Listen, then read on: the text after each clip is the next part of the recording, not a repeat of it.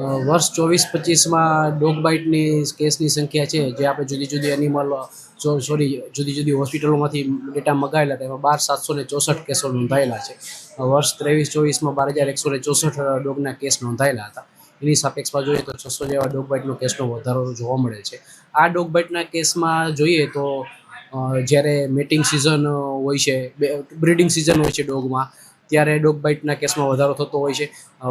નાના બચ્ચા હોય છે તો ફિમેલ ડોગ છે પોતાના પપ્પીના પ્રોટેક્શન માટે હોય છે, તો ત્યારે ડોગ બાઇટના કેસમાં ટૂંકમાં ડોગ બાઇટની સંખ્યાઓ વધતી હોય છે કે પોતાના પપ્પીના પ્રોટેક્શન માટે ફિમેલ ડોગ છે એ ડોગ બાઇટ કરતી હોય છે. અથવા વધારે શિયાળો ઉનાળો કે વધારે ઠંડી વધારે ગરમીમાં જે ઇફેક્ટ થતી હોય છે સાયકોલોજીકલ ઇફેક્ટ ડોગમાં, તેમાં ડોગ બાઇટના કેસોમાં જનરલી વધારો જોવા મળતો હોય છે.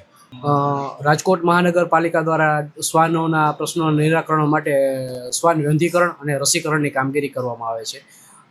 જોઈએ તો આપણે વર્ષ 24-25માં આપણે 3,000 જેવા ડોગોનું શ્વાન વંધીકરણની કામગીરી કરેલ છે. આ ઉપરાંત રાજકોટ મહાનગરપાલિકા દ્વારા હડકવા વિરોધી રસીકરણ રખડતા શ્વાનોમાં પણ કરવામાં આવેલ છે.